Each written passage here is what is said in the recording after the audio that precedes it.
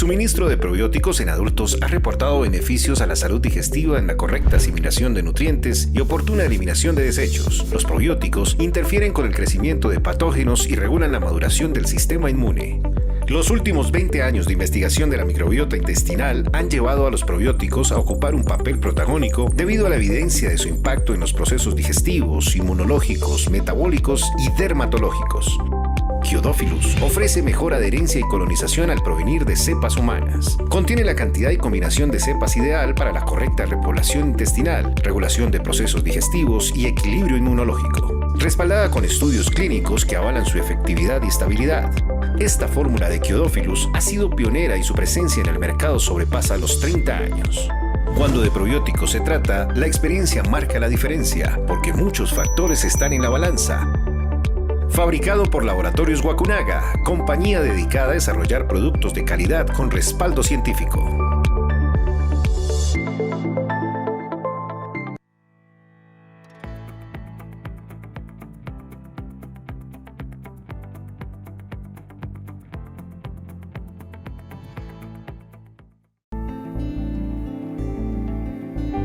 Les voy a contar una historia. Ser médico es el camino para cumplir mi propósito de vida. He estado estudiando medicina más de la mitad de mi vida y allí descubrí que servir es el principal camino. Pero también entendí que para poder hacerlo se necesita más que ganas, dedicación y trabajo. Descubrí, y no necesariamente en la universidad, que se necesita sentir a los demás, sentir lo que el otro siente, es decir, sentirse a uno mismo a través del prisma de la vida y de los otros. Cuando se comienza a hacer esto, se hace resonancia con el paciente, con su dolor, con la angustia aparece una compasión sanadora propia del que nos creó, que se precipita en un simple acto amoroso que provoca en todos una armonización de vida. Y esto puede ser a pesar de la enfermedad, los síntomas o de la misma crisis. Y esta armonía genera un entendimiento de la vida, un entendimiento del que por qué estamos viviendo esto que nos duele, por qué nos cuestionamos, del sentirnos parte del todo, de sentir gratitud por cada segundo de nuestra existencia. A este momento mágico de comprensión lo llamamos conciencia. Muy lejos de la ciudad, en medio de la selva amazónica, y hace unos cuantos años fue cuando comencé a resonar con el paciente, con el otro, conmigo. Y allí sentí, antes de entenderlo racionalmente, que esto era salud con conciencia. Y cuando uno da el primer paso, el camino es el que lo busca. Y sin entrar en más detalles, luego de muchas horas al frente de libros, quizás de atardeceres, de corazones rotos, de dolores, de cuerpos adoloridos, se logró crear Idea Harmony, un lugar para promover la salud con conciencia. Y es claro que todos los días nos enfrentamos a situaciones que nos obligan a tomar decisiones. En algunas ocasiones a huir, en otras a enfrentar, en otras a sentir miedo o compasión. Y obviamente dolor tanto físico como emocional. Y en algunas ocasiones esta situación, ya sea de forma aguda o crónica, puede convertirse en estos síntomas repetitivos o en muchos casos en enfermedades propias de lo que podemos ver en la cotidianidad. Y esas enfermedades también dependen de una activación de factores genéticos, de factores ambientales o mismos emocionales. Y este dolor o este estancamiento de nuestra vida también provoca frustraciones, rabia, incapacidades, desconsuelo, y esto nos aleja rápidamente de nuestro centro, provocando cada vez más angustia, desasosiego y desmotivación, ojo, frente a nuestro propósito de vida. Entonces, salud con conciencia en un espacio en el tiempo en el cual nos esforzamos para restablecer el equilibrio entre nuestro cuerpo físico, emocional, tanto individual como en el entorno, para que nos logremos conectar con nuestro propósito de vida, del por qué estamos acá.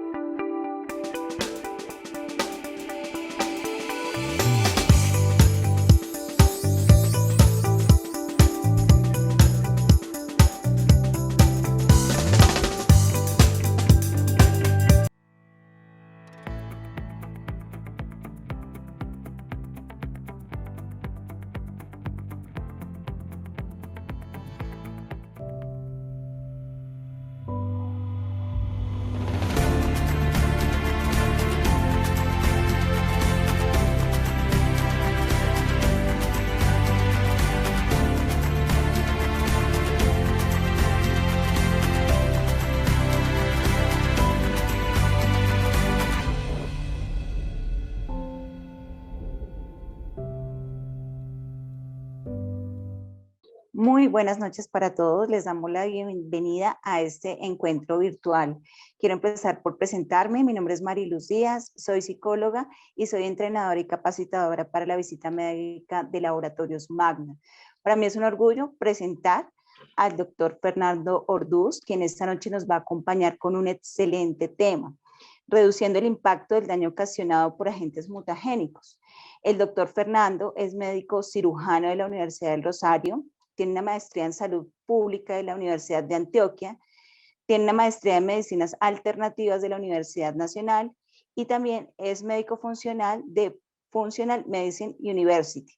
Doctor, antes de dar inicio, darle paso, queremos invitar a todos los presentes a que nos sigan en nuestras redes sociales, Magna Colombia, y también a que descarguen o a que ingresen a la página de Kahoot, ya que durante esta sesión vamos a estar realizando una actividad a través de esta aplicación. Doctor, buenas noches y bienvenido. Hola, muy buenas noches. ¿Cómo están? ¿Me escuchan bien? Perfecto. Bueno, muy buenas noches. En verdad para mí es un honor estar frente a ustedes el día de hoy, en esta noche fría aquí en Bogotá, pero también veo que hay muchas personas fuera de Bogotá y me encanta que estén aguantando también mucho calorcito o bueno, disfrutando el calorcito. Entonces, qué bien. Perfecto. Bueno, entonces Cuando vamos ustedes a deseen, pueden empezar a proyectar. iniciar, ¿sí?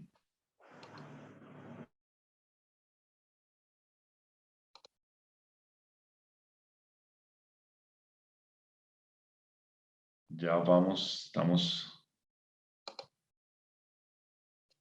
Listo. ¿Están viendo la presentación? Sí, doctor, está perfecto. Bueno. Bueno, entonces, bueno, vamos a dar comienzo, pues para cumplir con el tiempo de todos los que llegaron o todos los que llegamos a tiempo. Pues hoy vamos a ver algo muy importante en el sentido que es un tema bastante interesante, bastante innovador y sobre todo que a nosotros como los médicos integrativos, médicos y médicas integrativos,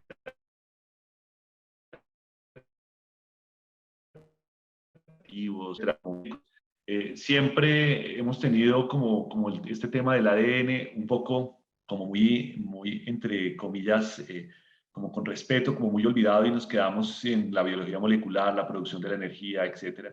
Y yo creo que es importante, pues uno de los objetivos es enlazar con ese conocimiento que tenemos y ver si definitivamente pudimos como hacer este tema de reducir el impacto del daño ocasionado por agentes mutagénicos en el ADN. Entonces vamos a dar comienzo a la charla y precisamente esta diapositiva es muy bonita porque es precisamente como el hilo de vida, ¿no? El hilo de vida en donde todos, pues cuando lo empezamos a estudiar en la facultad, pues gozamos y nos imaginamos y también nos fue difícil entender en algunos momentos. Una de las metodologías de la charla de hoy es precisamente poder, más o menos he identificado 18 principales conceptos para poder nosotros tener claridad. A mí lo que más me importa es que esos conceptos que traigo estén muy bien explicados, estén muy bien aprendidos para que ustedes no solamente puedan pues entender lo que vamos a hacer o recordar lo que vamos a ver hoy, sino que lo puedan llevar a su práctica clínica, a su práctica personal, a su práctica de familia. Entonces, los voy a invitar a este viaje en donde pues vamos a ver una gran cantidad de cosas y quiero que la motivación que tenemos hoy es tratar de ser muy precisos para poder que sea muy beneficioso y que ustedes se lleven una gran cantidad de conceptos aprendidos, recordados y sobre todo basados en la practicidad.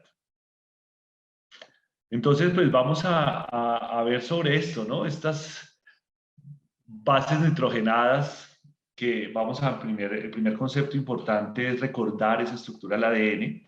Entonces, recordemos que el ADN tiene 3 estructuras importantes que son las bases nitrogenadas, que eso fue lo que se descubrió a mediados del siglo pasado, y estamos hablando de lo que son las purinas y las pirimidinas. Entonces simplemente es como para recordar lo que es la adenina, guanina, lo que las pirimidinas, la quesitosina, tiamina, esto hace parte del ADN y recordemos que en el ARN se suma la base que es uracilo. También tienen un tema de las pentosas, ¿sí? Que es la desoxirribosa, que es la del ADN, y la ribosa, que es el ARN, ¿listo? Y también se tiene que estar acompañado con un ácido fosfórico, que es el AMP, que es nucleótido, que es el nucleótido monofosfato, el ADP, nucleótido difosfato, y nucleótido trifosfato, el ATP. Entonces recordemos que esto es lo que forman los nucleótidos que hacen parte estructural del ADN. Bueno, entonces como ustedes aquí pueden estar observando, pues básicamente son las bases nitrogenadas, y aquí hay un primer concepto, bueno, un segundo concepto que quiero que anoten. Y es que ustedes pueden estar observando aquí la unión entre las pentosas y el fosfato. Son uniones y son enlaces covalentes, ¿ok? Y recordemos que el enlace covalente es muy fuerte, ¿ok? Mientras que la forma de unión de las bases nitrogenadas son puentes de hidrógeno. Este concepto es muy importante para más adelante poder entender cómo se genera la mutación. Bueno, entonces, este concepto, hay enlaces covalentes dentro del ADN y hay puentes de hidrógeno que son muy lábiles. Bueno, segundo, ¿qué es una mutación? Entonces ya empecemos a entrar en materia. Una mutación es un cambio en la secuencia del ADN. ¿Y eso a qué se debe? Entonces, definitivamente hay unos errores en la copia del ADN, o sea, es decir, en la división celular hay un error en la copia. La segunda es una exposición a radiaciones ionizantes o sustancias químicas denominadas mutágenos, o hay infección por virus, ahora que estamos en el COVID. Dentro de estas mutaciones hay unas mutaciones de la línea germinal que se producen en los óvulos y los espermatozoides, y eso lo transmiten a su descendencia. Y hay mutaciones somáticas que se producen en las células de todo el resto del cuerpo y no se transmite a su descendencia. Entonces, por ejemplo, vamos a hablar sobre ya una mutación. Cuando hay un cambio de solamente una base, mis chinitos, de una sola base, ahí se produce la anemia falciforme, se produce la hipercolesterolemia familiar o la miopía. Solamente con un cambio de la base se puede producir este tipo de cosas. O ya podemos empezar a tener un cambio de un cromosoma, síndrome de George, Angelman-Prader-Willi, Cri-du-Cat, o cromosomas que se aumentan uno o se disminuye el otro, que es el síndrome de Turner, que hay un 45X, o de Edwards, triple 18, que también es 47X, o el de Down, que es un triple 21, que es 47X. A mí lo más importante de acá es que empecemos a comprender cómo las mutaciones pueden tener efectivamente unas implicaciones clínicas, y que con un solo cambio sutil podemos estar activando una enfermedad en nuestro genoma. Aquí básicamente es lo que nosotros estamos viendo. Hay unas micromutaciones y unas macromutaciones. Las micromutaciones, así como ustedes ven, hay una delesión, entonces se pierde una base nitrogenada, o puede haber una inserción, se insertan una adenina y una timina acá. Y tercero, una sustitución de adenina, una sustitución de adenina por otra base, otra base. ¿Me están escuchando?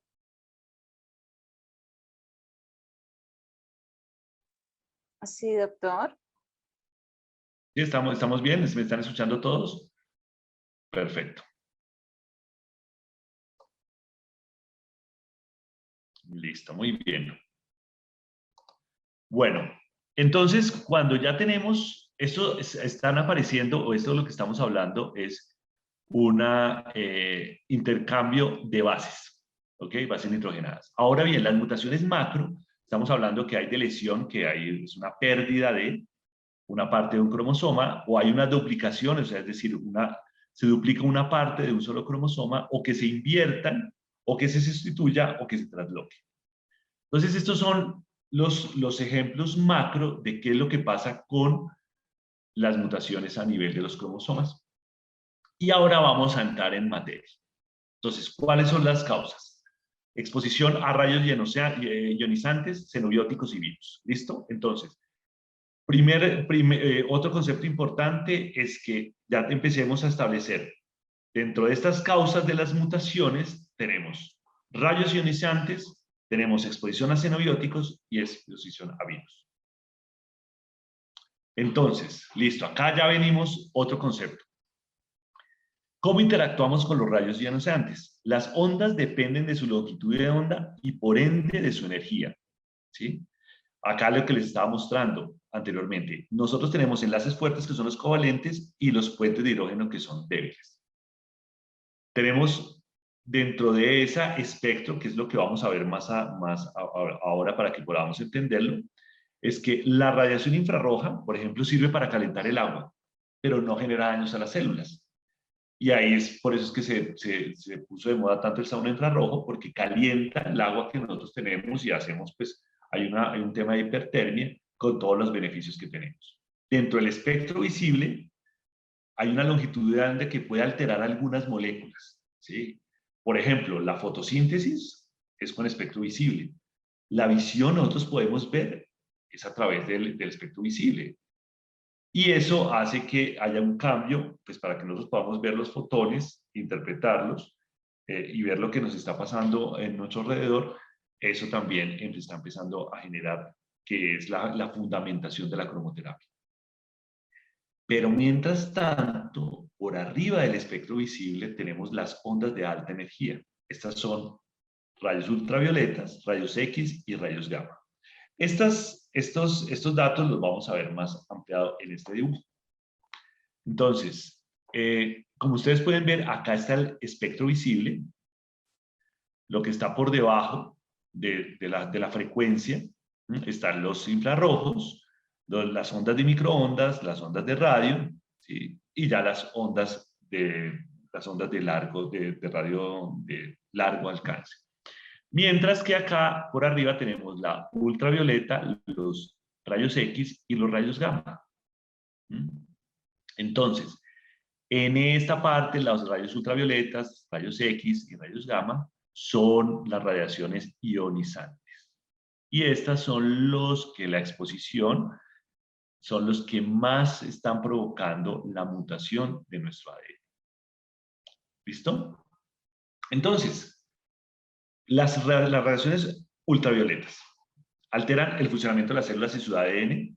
¿Qué es lo que hace el rayo ultravioleta? Toma los electrones del agua y aumenta los ROS. Entonces, este es otro concepto importante. Anoten eso, por favor. Reactive Oxygen Species, que son los agentes que son poderosos radicales libres, los cuales oxidan todo. Entonces, cuando nosotros nos exponemos a una radiación, lo que está pasando al interior de alguna de nuestras células es que se aumenta estas especies de reactivas de oxígeno y empiezan a oxidar todo lo que hay a su alrededor, lípidos, proteínas y obviamente el ADN.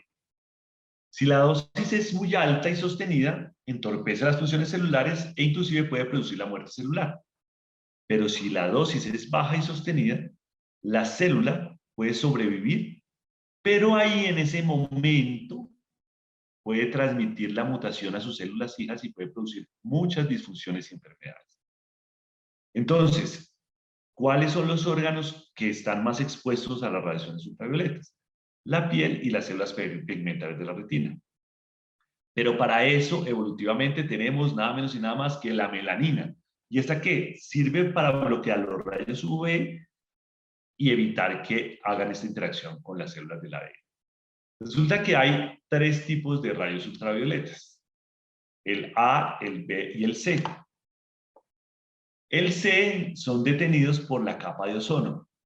El B se absorbe en la epidermis, pero la A sí es la que puede estar generando y puede llegar a la ADN y puede estar generando lo que nosotros estamos observando, que son las mutaciones. Entonces, acá tenemos otro ejemplito o una gráfica en donde tenemos los rayos ultravioletas, los rayos X o los rayos gamma.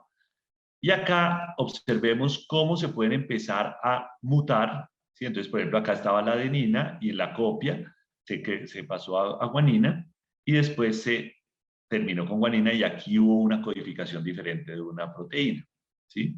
O puede generar unos cambios cuando se está duplicando y se cambian las bases. ¿Sí? ¿Y esto qué genera? Que, sin embargo, se mute tanto el ADN como las proteínas que se van a traducir posteriormente. Bueno, muy bien. Entonces, ¿qué es lo que pasa cuando tenemos muchos ROS al interior de la mitocondria? Y acordémonos que ahí los radicales libres, ahí donde se produce la mitocondria. ¿Por qué razón? Porque es que en la mitocondria es donde nosotros tenemos mucho más nuestro ciclo de Krebs, y ahí es donde utilizamos el oxígeno. Entonces, todo lo que derive del oxígeno pues, puede tender a oxidarse. Y dependiendo de la dosis y exposición, aumentan los niveles de radicales libres y allí empieza a afectar al ADN. ¿Pero qué pasa con esto? ¿Sí? También las células se defienden. Y resulta que tenemos una gran cantidad de antioxidantes, como la superóxido dismutasa, que esa es una de las más poderosas, o las catalasas, o el ácido ascórbico. Inclusive el ácido úrico es un muy buen antioxidante, y nada menos y nada más que el famoso glutatión. Entonces observemos aquí en esta gráfica cómo está la célula normalita, cómo empieza a ser la célula atacada por radicales libres, y aquí cómo está la célula con estrés oxidativo. Pues ya cuando estemos en estrés oxidativo es porque pues ya estamos, como dicen los jóvenes en la actualidad, en la mala. Entonces tenemos que estar viendo cómo estar imaginándonos cómo esa cantidad de sucesos cuando nos exponemos, por ejemplo, al sol, que nos llevamos nuestros bloqueadores solares, quizás estamos empezando a entrar y de pronto nos pegamos una buena insolada. Esto está empezando a pasar dentro de nuestras células. Entonces, ¿qué más otras fuentes de radiación tenemos? ¿Sí? Claro, hay rayos X, hay rayos gamma, hay rayos ultravioletas, pero hay otra cantidad de sustancias que pueden generar esta radiación. Entonces, primero, los naturales, que son 60 materiales, que hay más o menos 60 materiales radioactivos diseminados en la naturaleza, presentes en agua, aire, suelo, cósmicos. Por ejemplo, dentro de ellos ahí está el radón, que es un gas natural que emana de la Tierra, que está en las cavernas. Dentro de estas cavernas están estos gases que son fuentes de radiación. Y hay otra fuente de radiación que es muy interesante, por eso es que les pongo esas estadísticas abajo, y es lo que se genera por los rayos X. El uso médico, que eso lo utilizamos pues, para hacer los diagnósticos y demás, que eso me parece pues, algo valiosísimo.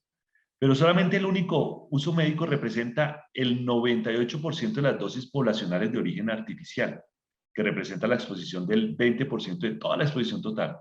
Es más o menos lo siguiente.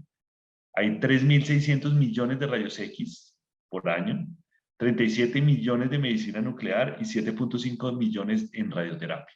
Ustedes se podrán imaginar el volumen de lo que nos estamos exponiendo diariamente dentro del punto de vista de la radiación. Pero bueno, profundicemos. Entonces, básicamente puede haber un efecto directo y un efecto indirecto al ADN. Entonces, cuando hay un efecto directo, pues más o menos de todas las radiaciones corresponde un 35%, y un efecto indirecto, que es todo lo que estamos hablando de los ROS, que es una radiación relativamente de baja intensidad, pero prolongada, puede dañar más o menos el 65%.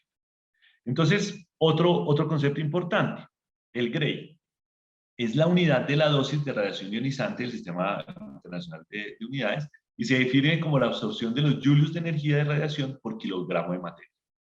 Entonces, fíjense lo interesante, ¿no? Lo que más frecuente, ¿sí?, es que pueda haber roturas de cadena sencilla, ¿sí? Esto estamos hablando de número de efectos por célula por Grace. Rotura de cadena sencilla, daño de bases, rotura de doble cadena y entrecruzamientos de ADN proteína. Entonces, fíjense que con solo esto, estar expuesto, ya empezamos a romper enlaces en nuestro ADN. Entonces, concepto importante, radiosensibilidad. Entonces, la radiosensibilidad es la sensibilidad que tienen los diferentes tejidos y células a las radiaciones ionizantes. Entonces, ¿qué quiere decir esto? Que hay unas células que son muy radiosensibles y hay otras que son muy radioresistentes. Entonces, las células que son muy radiosensibles son las que tienen alta replicación, como todas las células sanguíneas, espermatogonias, mieloblastos. ¿Sí? Las células relativamente sensibles están las células gastrointestinales, por eso es que tenemos en las quimioterapias. Y las que son, por ejemplo, muy resistentes, fibrocitos, condrocitos, que son los de los cartílagos, células musculares y, ojo, células nerviosas. Bueno, ¿y qué factores influyen en la radiación? Este es otro concepto súper importante. Resulta que hay ciertas fases dentro del ciclo celular, cuando estas se están dividiendo en la mitosis, que hay más radiosensibilidad, que es en la G1 y M1 cuando se están dividiendo, y hay unas fases resistentes, que es la E, la S, que es cuando se está haciendo la síntesis del ADN. Pero ojo, que de esta información lo que más me importa, de esta diapositiva, que lo que más me importa, el concepto que más me importa que nos quede claro es cuándo es el mecanismo de reparación.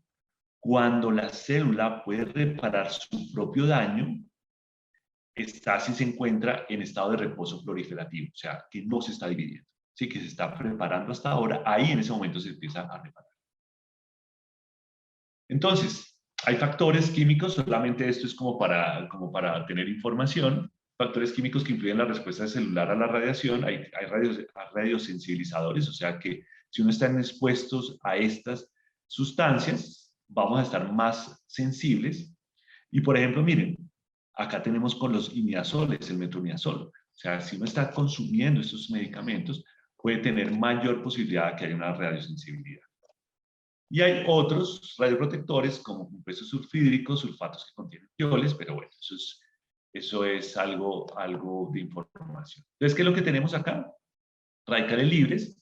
De estos radicales libres, pues podemos radiaciones, desde ahí podemos tener daño al ADN y aquí podemos, acuérdense, si la exposición es muy alta, hay muerte celular y hay un efecto determinista, así se le llama en la teoría, pero si hay un daño subletal, podemos estar teniendo una célula transformación y podemos tener un efecto estocástico, que esas son las palabras correctas pues, dentro del tema de las radiaciones.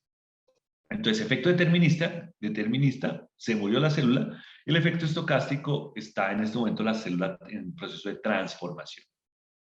Listo, acá esto solamente esta diapositiva, les quiero mostrar simplemente cómo estamos hablando de cómo, por ejemplo, el sistema hematopoyético. Puede haber unas infecciones o hemorragias con 2 semanas de periodo de latencia, ya vamos a ver qué es ese concepto, con un umbral aproximado de 0.5 grays.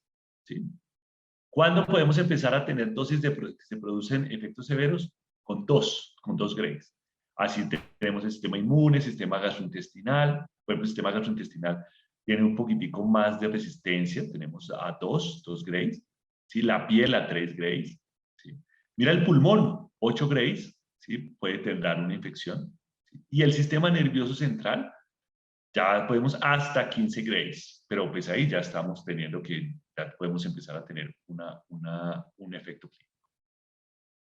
Entonces, cuando nosotros tenemos unos efectos sistémicos, o sea, unas radiaciones de alta frecuencia y de alta intensidad, podemos tener unos síndromes de médula ósea con solamente de 3 a 5 grays. ¿Y ahí qué aparecen? Pues una fase prodrómica, náuseas, vómito, diarrea, la fase de latencia, o sea, como que se puede empezar a demorar entre días y semanas y al final puede presentarse una leucopenia, trombocitopenia y puede aparecer infecciones graves o hemorragia.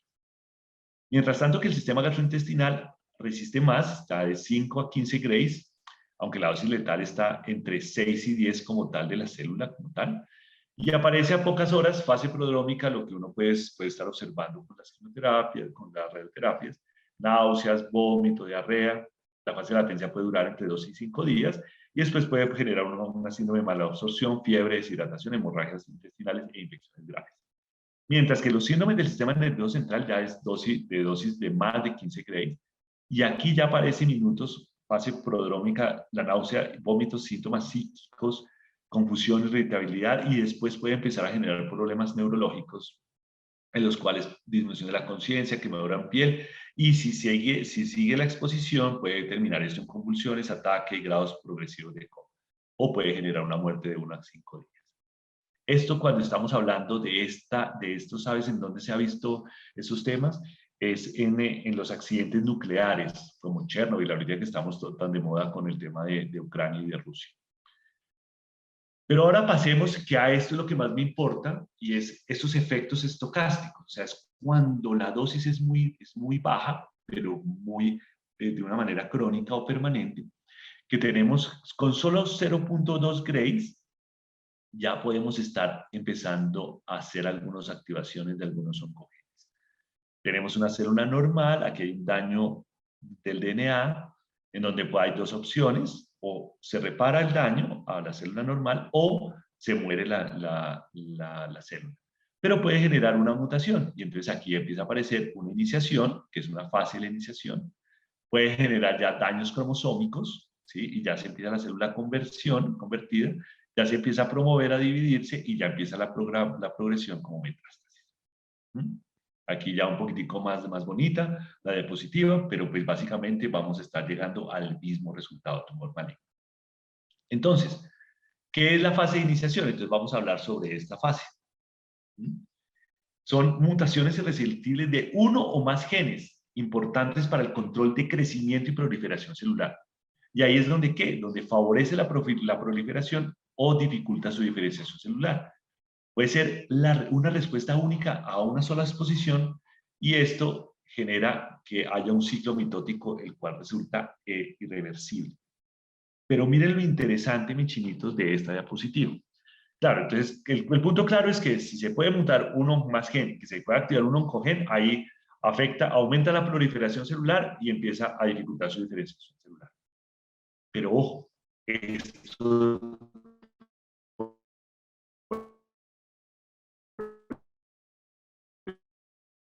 eso me parece supremamente importante, esta diapositiva.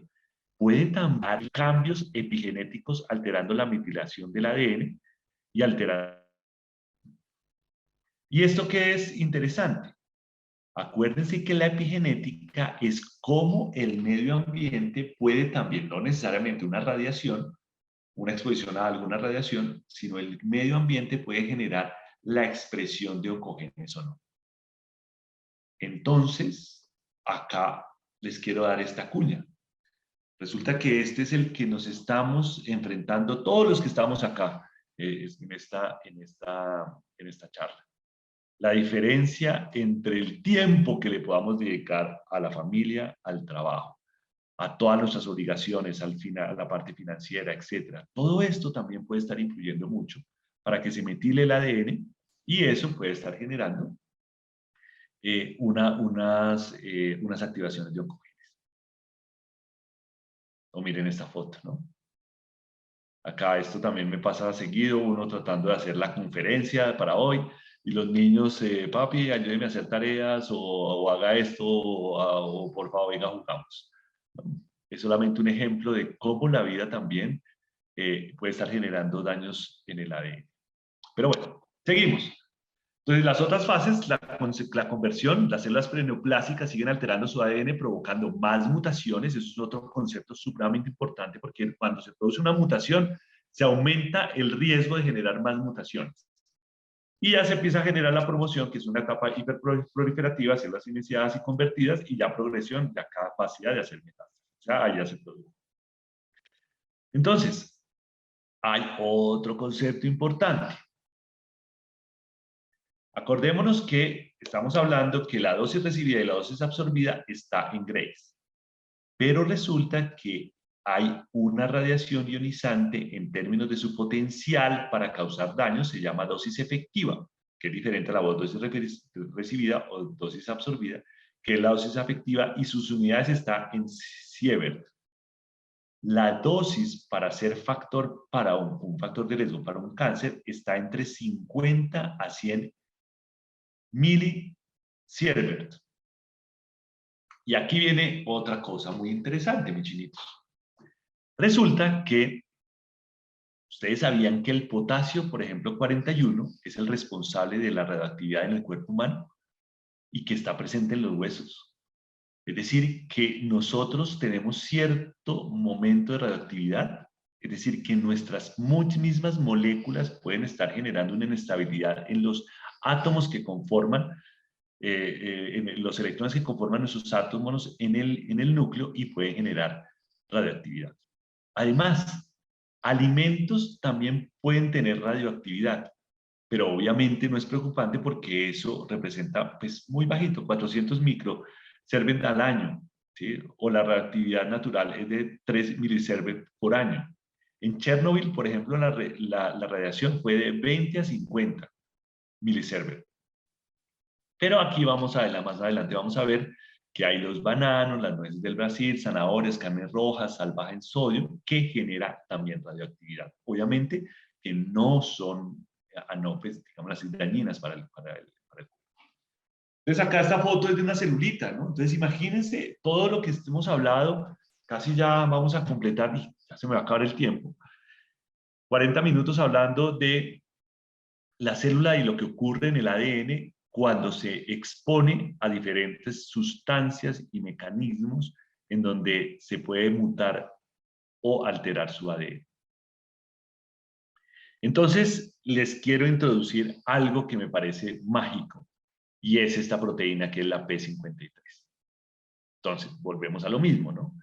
Cuando hay una exposición a una radiación alto, pues se muere la célula, o cuando tenemos dosis moderadas, hay una alteración y hay una mutación en los ADNs, pero ojo, se activan proteínas dentro de la misma célula en donde vigilan el daño, como la ATM, detienen la división, o sea, habla así como que empiezan a estructurar y empiezan a sanar la célula, que es la proteína 53, o reparan el daño en proteínas XP. ¿Y qué es lo que qué es lo que pasa? Entonces aquí empiezan a repararlo, ¿sí? Si la P53, si definitivamente el daño no se repara, hace muerte celular, ¿sí? O si la P53 no funciona, permanece la mutación y ahí comienza a producirse la cascada del cáncer. O la activación de un oncogen, o la malformación de una proteína, etc. ¿Ok? Entonces, esto es muy importante porque, ojo, esta proteína 53 es importantísima sobre todo para el tema del cáncer. El gen es TP53 y es una proteína, y pues obviamente la P53 es una proteína que se activa con el estrés celular. O sea, si no hay estrés celular, la P53 está calladita, está tranquilita. Pero cuando hay estrés celular, empieza a activarse y su vida media dura 20 minutos. ¿Y cuáles son los disparadores de que se activen? O sea, es decir, ¿cuáles son el estrés celular? Que hay un daño al ADN, que hay una hipoxia, que haya activación de oncogenes, que haya depresión de nucleótidos, o hay un acortamiento de telómeros, o hay una disrupción de esos microtúbulos. Estas alteraciones definitivamente son potencialmente tumorogénicas y la misma proteína trata de ayudar a reparar el ADN, pero si no lo logra, induce la apoptosis. Entonces, claro, ¿no? Entonces, estos son conceptos supremamente importantes. Ahora les voy a presentar a otra amiga de la P53. ¿Quién inhibe la P53? La MDM2, la cual ayuda a degradar la P53 al proteosoma, la envía al citoplasma o inhibe su transcripción. Pero vuelvo y se lo repito, si hay estrés celular, se activa la P53 y la MDM2 se disminuye.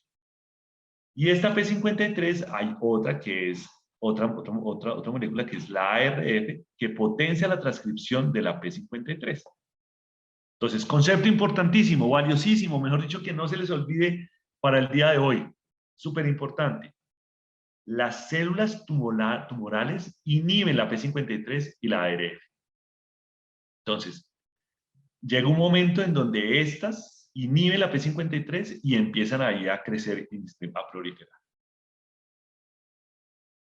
Esta es una imagen para que simplemente nos quede como recuerdo en nuestra mente. Es decir, aquí vienen las radiaciones, acá vienen las mutaciones, y acá empiezan a haber mutaciones importantes, pero también mutaciones no relevantes, Sin embargo, siguen mutando hasta que empieza a generar la célula tumoral. ¿Qué pasa cuando hay una mutación de esa proteína, del gen que produce la proteína 53? Definitivamente en mujeres hay un 100% y con un riesgo de 49% de producir tumores antes de los 30 años. En hombres 79% con un riesgo del 21% antes de los 30 años. Cáncer de mama, esta mutación, ese es otro concepto importante para que tengamos súper claro. 28% de todos los tumores de mama tienen alteraciones de esta proteína 53. Tejidos blandos 14%, cerebro 13%, adrenocortical 11%, huesos 8%, hematológico 15%, gastrointestinal 40%, pulmón 40%, próstata 20%. ¿Qué quiere decir esto, muchinitos?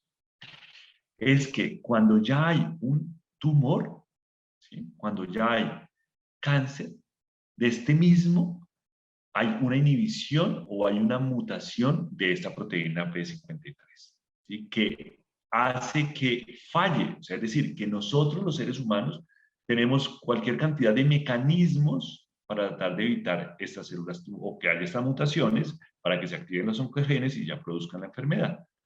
Cuando ya se produce la enfermedad es que esto falló. La gran pregunta es ¿por qué falló? Y ahí viene toda nuestra visión integrativa, que es otro concepto importante, por favor.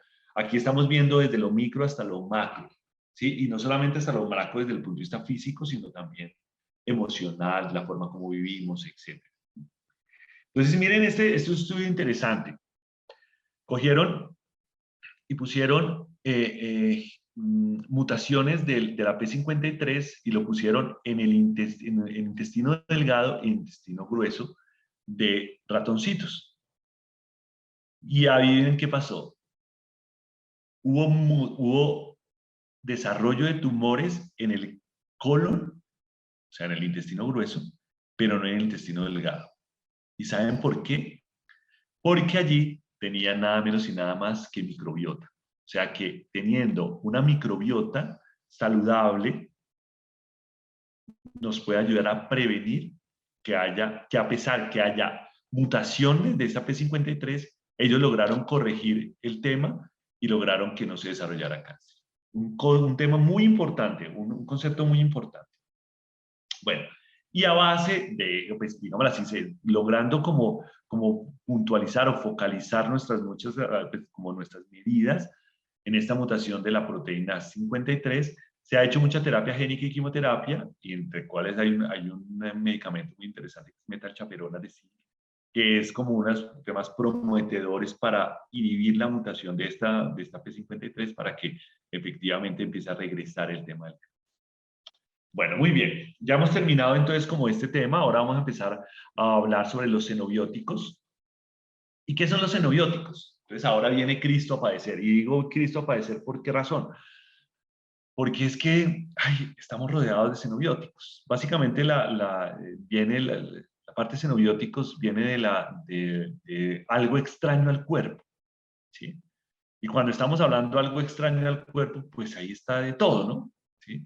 Plaguicidas, insecticidas, pegamentos, pinturas, detergentes, colorantes, saborizantes, antibióticos o medicamentos, plásticos, edulcorantes, cosméticos, labiales, tinturas, perfumes, tabaco, metales pesados. Entonces, estamos rodeados de estos elementos, pero de esto lo que más me interesa es que empecemos a tener xenobióticos, es que la mayoría de estos son liposolubles y por ende tienen una rápida absorción. Y su metabolismo no solamente es en el hígado, sino riñón y pulmón, eso lo vamos a ver más adelante. Entonces, hay un tema que es cuáles son los principales o las principales categorías de los xenobióticos. Material particulado, entonces son erupciones volcánicas, industria de cemento, acero, construcciones, fundidores, automóviles. Hay también metales pesados, que eso, mejor dicho, lo tenemos desde el recubrimiento del Tetra Pak, desde las tinturas, arsénico, plomo, cromo, zinc, cobre, níquel, hierro, que eso se va absorbiendo. Compuestos orgánicos volátiles, metano, propano, metanol, los hidrocarburos clorados, éteres, glicoles, los disolventes, aromatizantes, productos de limpieza, repelentes. Esta es otra categoría que es absolutamente perturbadora, disruptora, que son los plaguicidas, porque acordemos que los plaguicidas son insaboros, incoloros, inodoros. Hidrocarburos, la gasolina, el queroseno, el lubricante, el diésel, los bifenilos policlorados, que son los aislantes térmicos y que están en transformadores y condensadores, que esos son los, ¿saben por qué son importantes? Porque estos benditos se acumulan en la grasa de los animalitos, que se come, pues, están ahí presentes, entonces uno come la grasa, el chicharrón, etcétera, ahí. Dioxinas y furanos, que están presentes en los incendios forestales, erupciones volcánicas, en el PVC. Fertilizantes también dependientes de nitrógeno y fósforo. Entonces, pues acá se pueden absorber de cualquier forma, ¿no? Una absorción puede ser sublingual, oral, rectal, puede ser parenteral también, puede ser en la cutánea, mucosa, dicho, por todo lado se puede estar absorbiéndose esos xenobióticos. Esto, por ejemplo, ¿cómo es la velocidad de absorción? Las intravenosas son muy altos, inhalatorio es muy alto, intraperitoneal alto, subcutánea alto, gastrointestinal bajo, cutánea muy bajo, ¿sí? Pero igual se absorbe. Otro concepto importante, por favor, para que lo pongamos ahí. Esta es una curva de frecuencia dosis-respuesta, ¿sí? En donde depende de características de los individuos que son particulares, individuales, para ser más hipersensibles o hiposensibles a una intervención o algún contacto o un factor de exposición de los xenobióticos. Muy bien. Esto también como para tener un poco de claridad. ¿Cuál es el metabolismo de los xenobióticos? Entonces, aquí lo más importante, no quiero que, pues bueno, si ya lo sabemos, pues simplemente lo recordamos, pero para las personas que no, acordémonos que tenemos dos tipos de fases en el hígado, ¿sí? Que es la fase 1, que es mediado por el citocromo P450, ¿sí? Que básicamente se hace hidroxilación, hidrólisis, y la fase 2, que es una conjugación con estos tipos digamos así, de facilitadores de enzimas y de reacciones. Sulfato, acetato, glutatión, metilación. ¿Y qué es lo que pasa? ¿Qué es lo que se hace? ¿Cuál es el concepto de esto? ¿Se acuerdan lo que yo les estaba comentando hace unas diapositivas? Que los xenobióticos eran liposolubles. Pues lo que vamos a tratar de hacer en el hígado principalmente es tratar de volverlos hidrosolubles. Cambiarlo de liposolubilidad a hidrosolubilidad. Y para eso están todas estas reacciones. Entonces, pues acá está, pues puede haber esta diapositiva es interesante, porque acá es como que viene el xenobiótico, viene el citocromo P450 y un metabolito reactivo, y acá lo podemos volver metabolito no tóxico.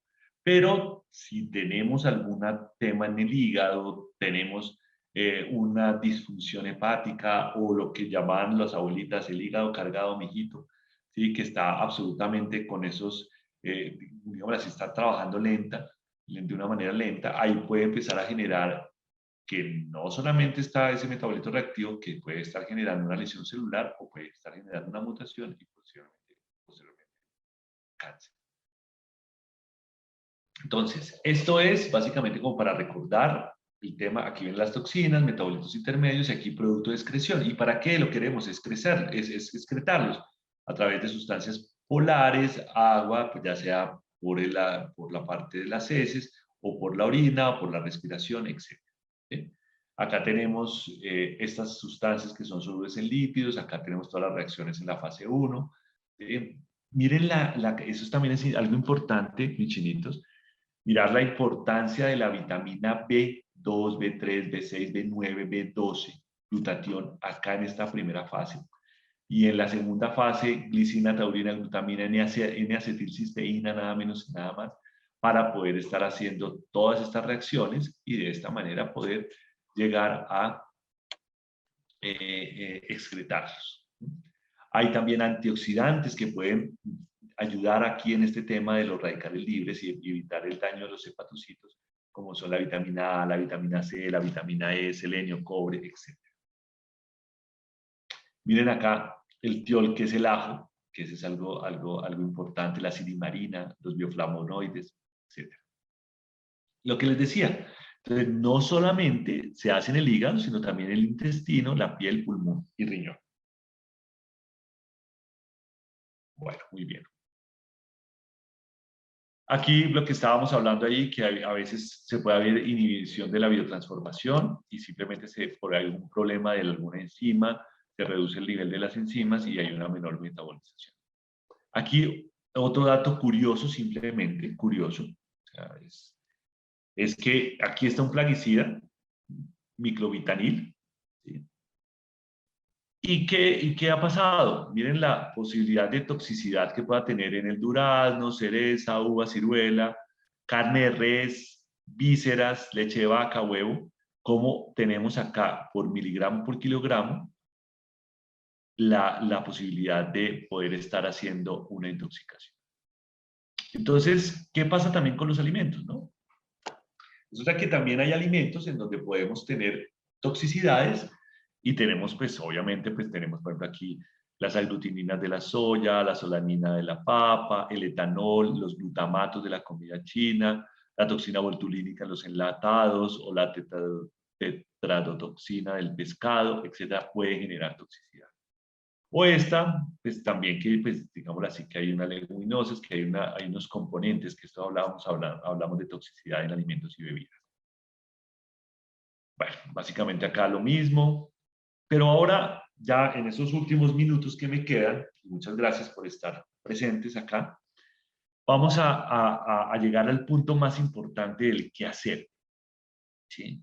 Entonces, definitivamente, como recordemos que todas las influencias que tenemos con las radiaciones ionizantes o la influencia o la exposición que tenemos con los xenobióticos, ¿sí? O con los virus, ¿sí? Para poder ayudar, definitivamente tenemos un concepto muy, muy chévere, que es lo que todos nosotros estamos manejando, y es esta generación de sustancias que sirven o que entran al cuerpo para funcionar como antioxidantes y barredores de radicales libres. Entonces acá tenemos, ¿no?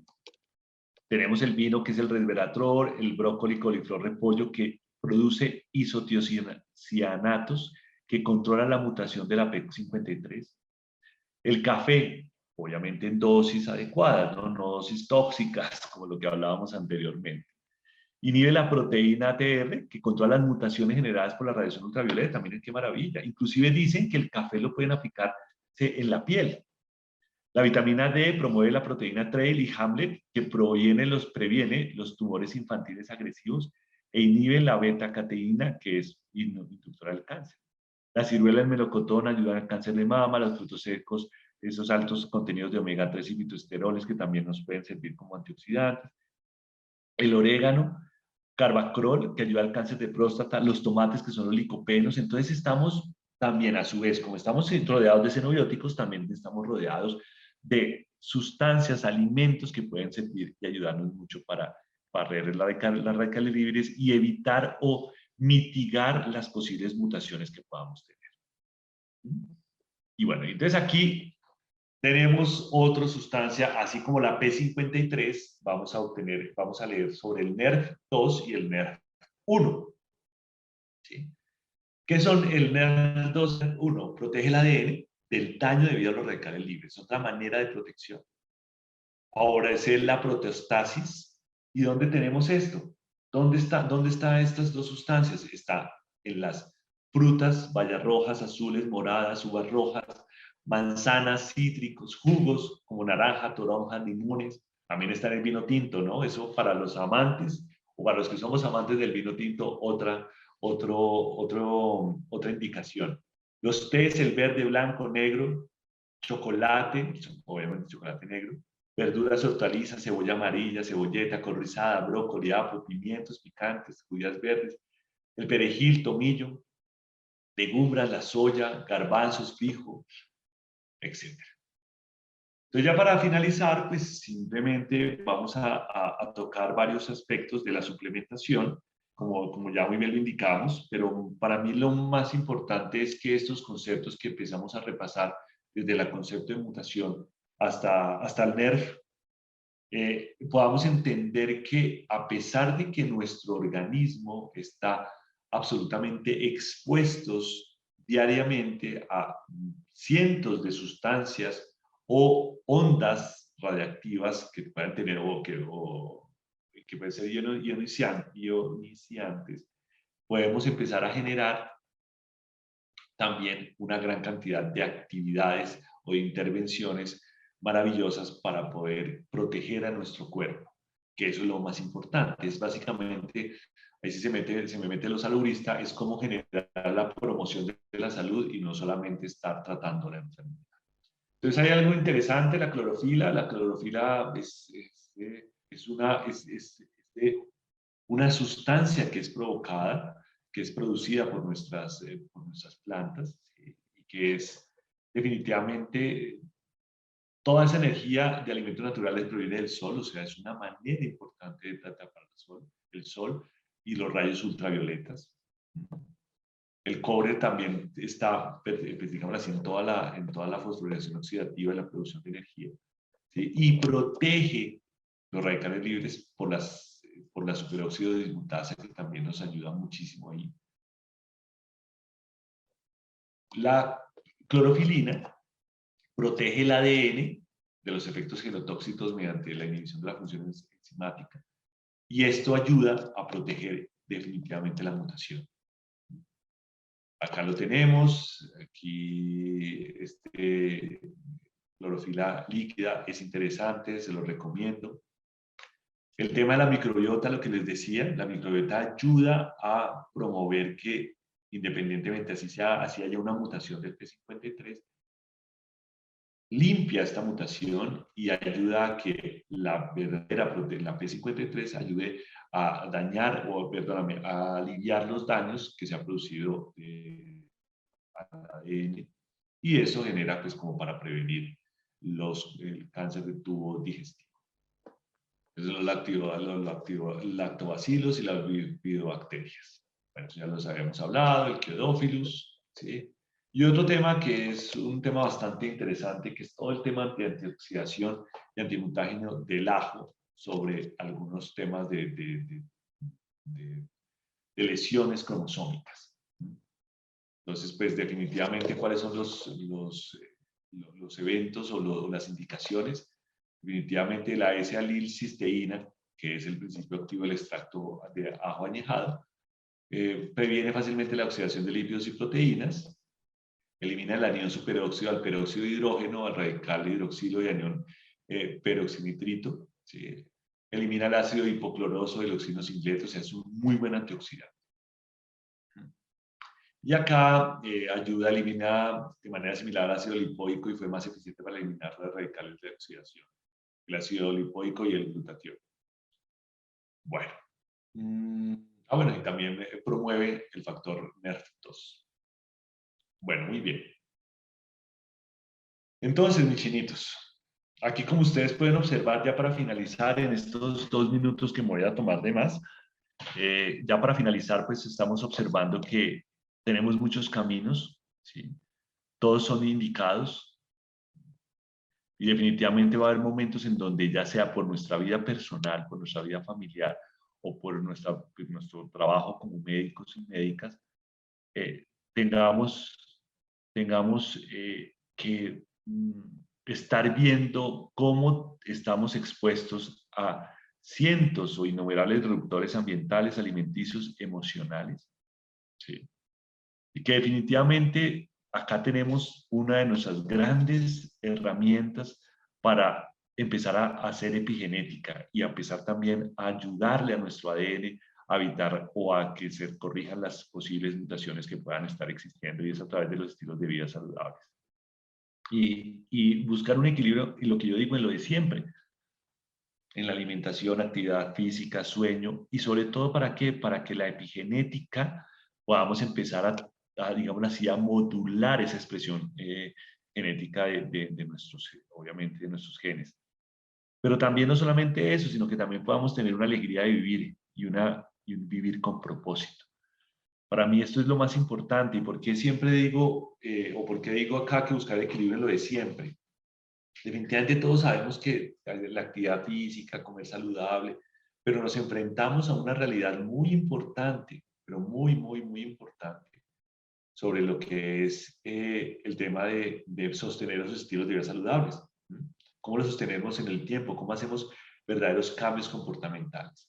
Y allí tenemos nuestra acción, ahí tenemos nuestra manera de poder interactuar con los pacientes, de poder convencerlos, de poder hablar el lenguaje de ellos, de poder siempre llevarlos hacia un camino de la salud, un camino de la promoción definitivamente de la salud y no solamente de estar tratando y de estar viendo cómo empezamos a tener, o se empieza a tener bajo los indicadores de enfermedad, cómo empezamos a empezar a engrosar esas estadísticas de definitivamente las enfermedades como el cáncer, la enfermedad cardiovascular, en fin. Y bueno, mis chinitos, les quiero dejar esta diapositiva para darles como este tema de esta unión del agua, de lo visible, de ese espectro eh, lindo de lo que es un arco iris en medio de un cielo azul, de un atardecer. Definitivamente la vida es un todo y en este todo tenemos que lidiar con dificultades, como problemas, pero también podemos lidiar con la alegría y con la creatividad para poder cada vez seguir evolucionando y seguir adquiriendo conciencia y sobre todo conciencia con propósito. Bueno, muchas gracias.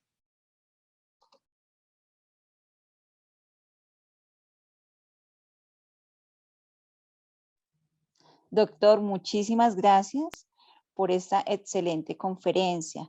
Queremos aprovechar para invitar a todos los asistentes a que participen en el Kahoot, que no se desconecten.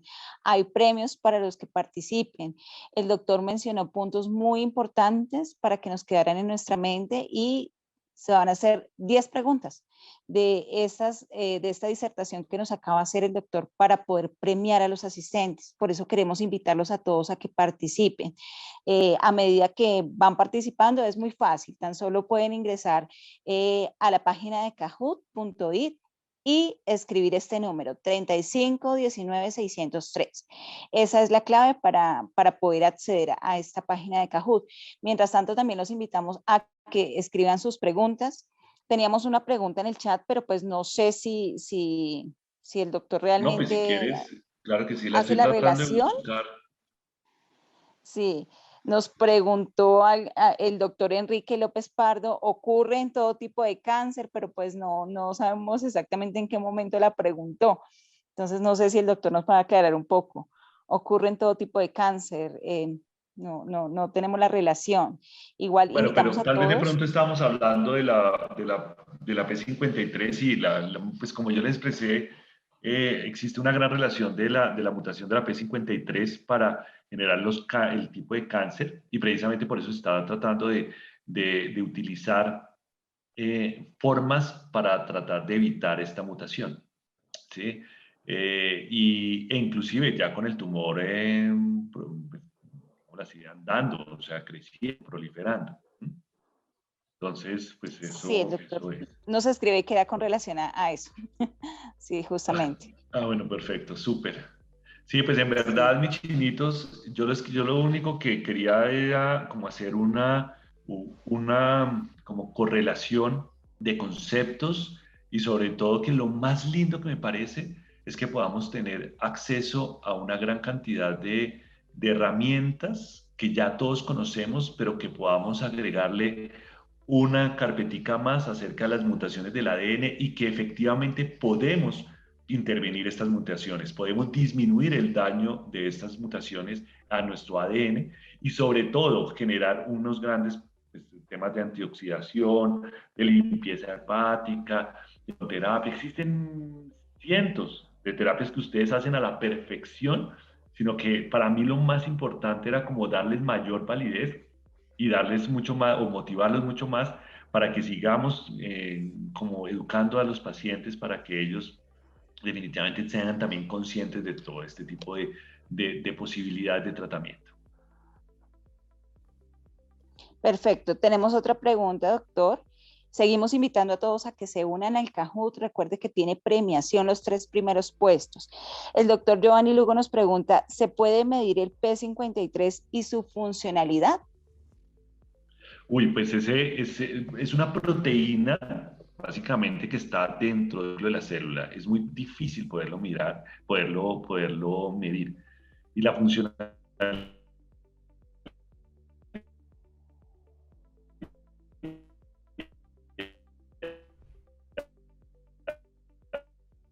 desafortunadamente pues la vamos a tener digamos, el punto final de la cadena, es decir, de cuánto, si está en estrés oxidativo, si no lo está, pero básicamente la funcionalidad es un resultante, ¿no? Más bien yo los invitaría a que, o te invitaría, doctor, es como que cuando ya tenemos una displasia, ahí ya tenemos que estar mirando qué es lo que está pasando.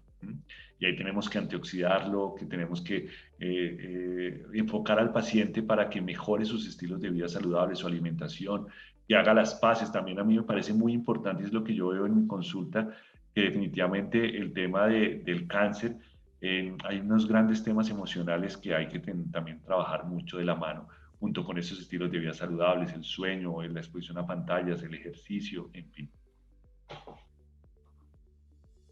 Perfecto, doctor. Vamos a dar inicio entonces a nuestro juego. Aún hay tiempo de que ingresen. Recuerden, el link es Por favor, 35 juguemos, 19 chévere, rico. Son preguntas Listo, supremamente mido. facilísimas, facilísimas. Listo, mido. Entonces empezamos. Si hay alguna duda, pues le pedimos, mido, que nos ayude a aclararla en cuanto a las respuestas. Dale, dale, Mari.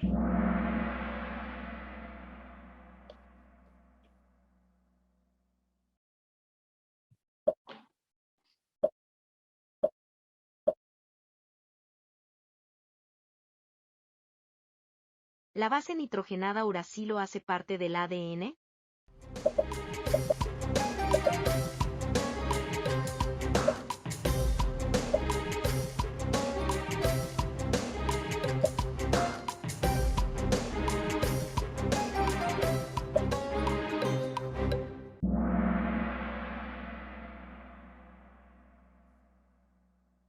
Y acuérdense que el uracilo, esa base nitrogenada, hace parte del ARN. Listo, sigamos. Muy bien, doctora Eusebia, muy bien. ¿La luz puede alterar moléculas en nuestro cuerpo?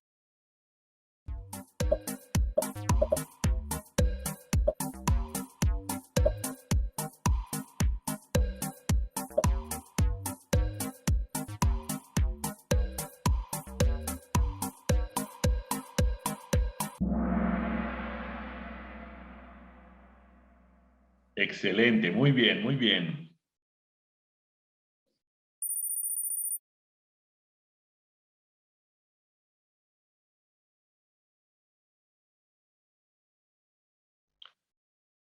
¿Los ROS, Reactive Oxygen Species, evitan las mutaciones?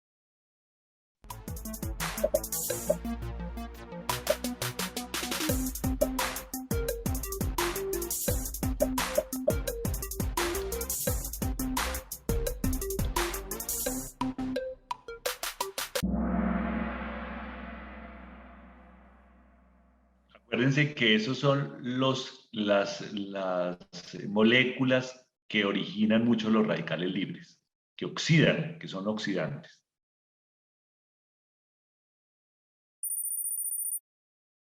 Mejor dicho, la doctora Eusebia y Eric Daniel están picando en punta.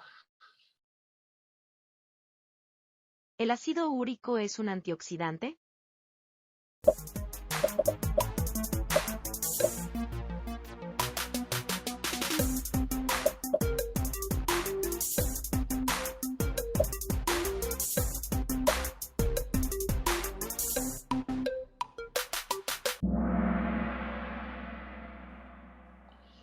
Muy bien, sí, el ácido úrico se comporta como un antioxidante, es un marcador también inflamatorio, pero de antioxidante. Pasa lo mismo que el LDL, ¿no? El LDL, cuando tenemos infecciones virales agudas, también se aumenta, porque es una manera digámoslo así, de controlar la infección.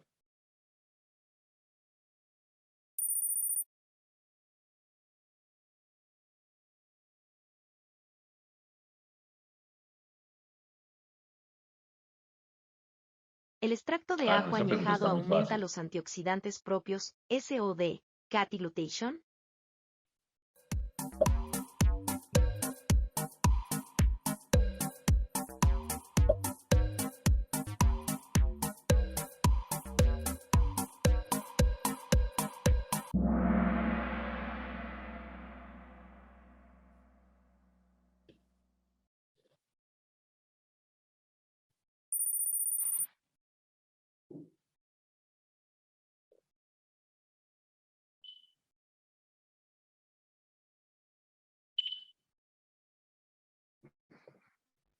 Si la célula está en estado de reposo proliferativo G0, ¿puede reparar el daño a su ADN?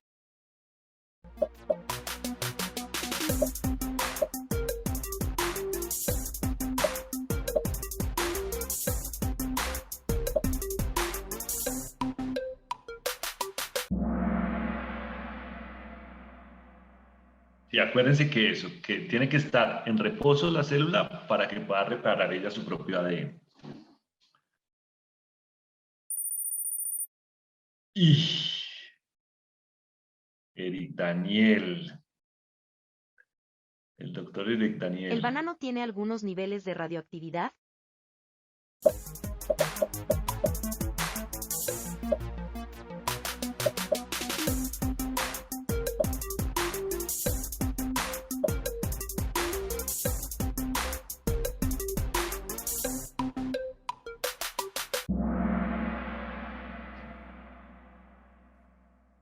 Sí, verdadero.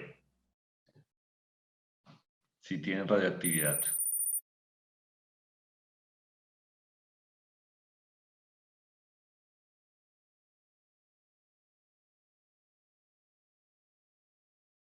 ¿El anillo cuprisódico es el que le otorga a la clorofilina sus propiedades antimutagénicas?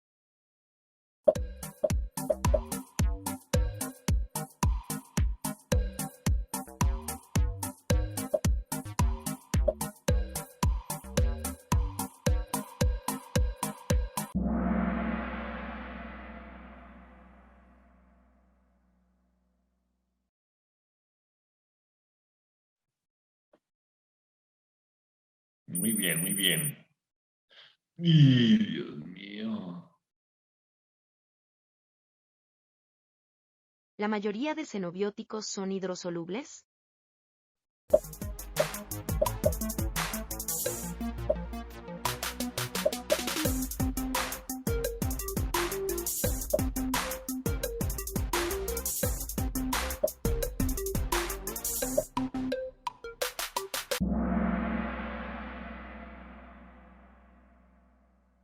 Son liposolubles. La idea es volverlos hidrosolubles para poderlos excretar.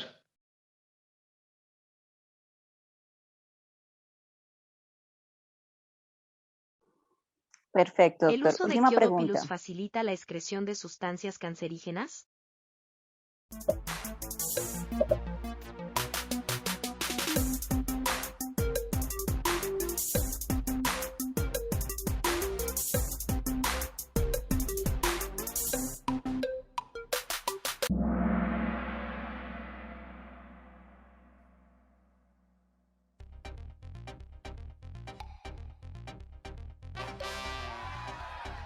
Buena, doctor Jesús.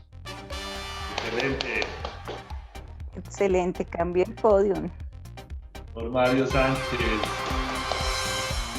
La doctora Caterine. Muy bien, felicitaciones.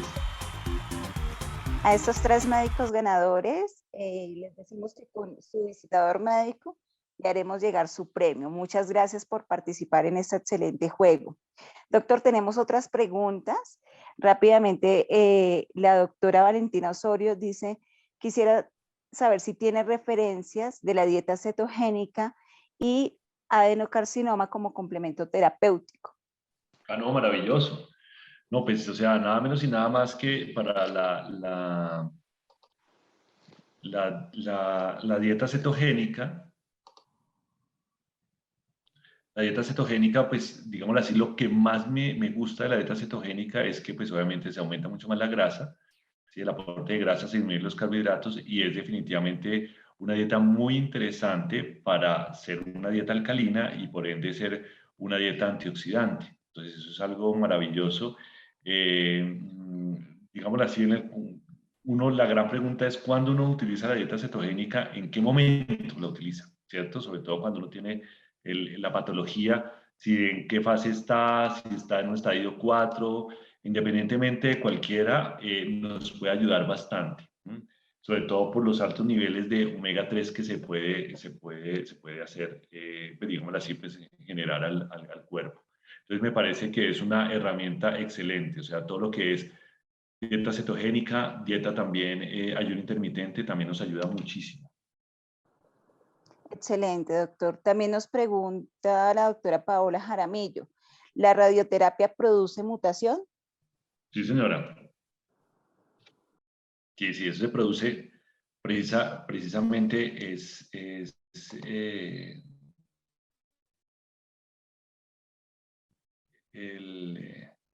perdón, produce mutaciones, ¿sí? En la radiación, sobre todo en las otras células, en las células buenas, además sobre todo que genera también muchos radicales libres. Lo que pasa es que obviamente se trata de hacer un rango muy disminuido, para poder evitar que estas mutaciones puedan generar otro tipo de cánceres.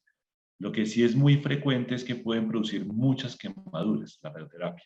Produce muchas, especialmente todo lo que tenga que ver dependiendo del lugar, la localización del tumor, genera mucha quemadura a nivel de piel y eso pues es bastante complicado, ¿no? Ahí en ese momento, desde mi experiencia, lo que uno, digamos así, pues genera es el ácido ascórbico, o sea, es decir, las sueros de vitamina C funcionan mucho pues para hacer este proceso de antioxidación.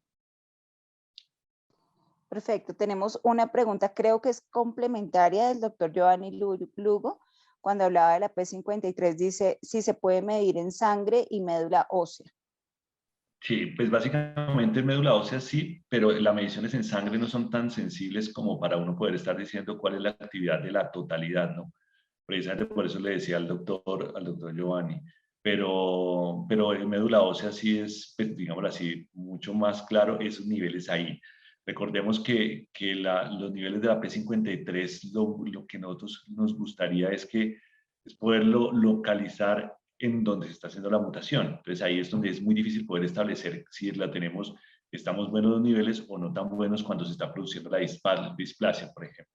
Ahí esa era la orientación de la respuesta. Así es, dice, estoy confirmando, sí, es una afirmación. El doctor Hernando Zapata García nos dice, la radiación electromagnética del Wi-Fi y celulares en la proporción de cáncer por daño al ADN. Esa es otra pregunta, esa es otra controversia que está, ¿no? Sobre todo ahorita con las radiaciones de 5G. En teoría, eso no son ionizantes, pero estamos tratando de estar, digamos así, teniendo la casuística. Efectivamente, la sobreexposición a esta exposición de radiación electromagnética, pues digamos así, hay mucha controversia. Hay unos dicen que sí, otros dicen que no. Si me preguntan a mí, lo que yo he podido, pues, digamos así, observar y leer de pues, así, todavía no está en una cuestión conclusiva, yo sí pensaría que sí genera unas mutaciones. Se ha generado mucho el tema de cáncer cerebral, y yo pensaría que a mí sí me parece muy importante que pues, uno utilice manos libres, etcétera, pero estamos metidos insertos ya en un medio con mucha radiación, o sea, en un edificio, ¿cuánto Wi-Fi hay? ¿No? ¿Sí? Entonces, ¿cuántas llamadas por celular nos están atravesando en este momento a cada uno de nosotros? Yo sí creo que hay una formación de radicales libres por ese tipo de circunstancias. Y definitivamente, pues claro, por eso es que ya no estamos yéndonos a vivir a las afueras de la ciudad o tratar de estar conectándonos un poco con pues, descansar de toda esa radiación. Perfecto, doctor. El doctor Jaime Covaleda pregunta, ¿qué tipo de grasas se deberían utilizar en la dieta cetogénica? Absolutamente todo lo que son omega 3, ¿no? Eso, todo lo derivado, todo lo que sea omega 3 y omega 7, que son pues básicamente omega 3 pues, de origen vegetal, es bienvenido, ¿no? O sea, entre más podamos consumir, está el aceite de onagra, está el aceite de oliva, está todo el tema del omega 3 derivado de pescado, obviamente, de algas, todo lo que yo pueda, y las frutas, ¿no? Frutos secos, aguacate, todo ese tipo de cosas es Linaza. algo maravilloso. Señora. ¿La linaza también aplicaría? También, todo lo que pueda generar omega 3 es algo maravilloso, ¿no? El gran problema es lograr nosotros tener el hábito de estar consumiendo, pues obviamente cuando estamos hablando de dieta cetogénica, ¿no? Pero independientemente de nuestra dieta diaria, de los pacientes, etcétera, a veces es muy difícil que ellos tengan un buen aporte de omega 3, por eso casi la mayoría toca suplementarlos con omega 3. Perfecto, doctor. Y la doctora Lisette Patiño nos dice, los medios de contraste generan mutaciones. ¿Cómo se deben tratar a los pacientes oncológicos que requieren toma de varios exámenes con medios de contraste? Claro, hay los pacientes oncológicos que están en tratamiento, ya sea en quimioterapia, radioterapia, con estos que están expuestos a estas digámoslo así, como radiaciones ionizantes. Lo mejor es dieta antioxidante, ¿no? No solamente dieta, sino todo lo que sea antioxidarlo. Eh, a mí a veces con las consecuencias de la quimioterapia o de la radioterapia en el sistema gastrointestinal genera un síndrome de malabsorción y esto hace que también toda la fase 1 y fase 2 ese hígado esté absolutamente colgado en toda su función. Entonces, una de las cosas maravillosas que uno puede hacer es, ahí sí, suerito de vitamina C, ozono, inclusive, que son sustancias prooxidantes que a la larga generan o estimulan todo el proceso de la cascada antioxidante del cuerpo. Lograr que regenerar muy profundamente el tema de su sistema gastrointestinal para que empecemos a tratar de que él pueda empezar también a comer. El uso del bicarbonato también endovenoso también nos puede ayudar bastante. Es decir, antioxidación, ¿no? El punto, si ustedes, por ejemplo, supongamos, una de las cosas que me parece más importante es que si cada uno de nosotros se cuida mucho en tratar de no prooxidar, de no hacer un estrés oxidativo cada uno de nosotros, sino al contrario, estar llevando una vida mucho más saludable, mucho más orientado a una dieta alcalina, a una dieta cetogénica o inclusive ayuno intermitente, haciendo ejercicio, actividad física, que no pasando más allá de quizás los 300 minutos a la semana, porque eso también puede generar un sobreentrenamiento, puede producir estrés oxidativo, en donde también disminuir pues casi mucho lo que es el consumo de café, el consumo de alcohol, obviamente el cigarrillo pecero, en fin. Entonces, ese tipo de cosas nos puede estar ayudando mucho a que nuestro mismo sistema, simplemente él mismo, pueda resolver estas radiaciones de alta frecuencia o estas interacciones con xenobióticos que va a ser muy difícil poder vivir sin esta interacción, ¿no? Desde la tintura, de los perfumes, bueno, todo este tipo de sustancias están presentes. El tema hay sustancias que generan poca combustión para que, por ejemplo, los muebles tienen poca combustión, es decir, que si llega a quemarse, pues no haya mucha combustión, eso también son xenobióticos. En fin, estamos rodeados de los plaguicidas, colorantes, en fin, el M&M's también genera mutaciones, entonces esas son cosas que uno dice, Dios mío, estamos rodeados de esto, pero también estamos rodeados de muchos alimentos antioxidantes y de muchas actividades que pueden ser pro generación de una vida saludable. Perfecto, doctor. Bueno, no hay más preguntas. Antes de despedirnos, queremos agradecerles a todos su asistencia. Gracias por contestar nuestra encuesta. Y recuerden que esta conferencia va a quedar grabada en nuestras páginas Magna Colombia. Los invitamos a que nos sigan y que si la quieren repetir, ahí la pueden ver. Doctor, lo dejo para que se despida. Bueno, no, muchas gracias a ustedes. Definitivamente, a mí lo que más me importa es que uno trata aquí de venir a compartir experiencias, conocimientos, y lo más lindo es que entre todos hacemos de este mundo un poco más, un poco más saludable. Yo lo único que les quiero decir es que sigan creyendo en la medicina integrativa, sigan creyendo en los dones que cada uno de ustedes tiene, ese carisma, como logran encuadrar al paciente, como logran contenerlo, apoyarlo. Eso es lo más importante, chinitos. Y yo quiero aprovechar esos espacios para que creemos comunidad. Y yo soñaría con que podamos estar haciendo seminarios en donde podamos estar haciendo como intercambio de experiencias, con pacientes, hacer casos de paciente vivo, de estar haciendo intercambio de ideas, intercambio de protocolos. Eso me parece algo muy bonito porque en verdad somos muy necesarios. Esta rama de la medicina es muy necesaria, sobre todo para estos momentos en donde hay tantas dificultades dentro de los sistemas de salud en el mundo, no solamente el colombiano, en el mundo. Y necesitamos que la medicina integrativa pueda estar generando eso, bienestar, salud. Muchas gracias. Buenas noches a todos. Bueno, muchas gracias. Hasta luego.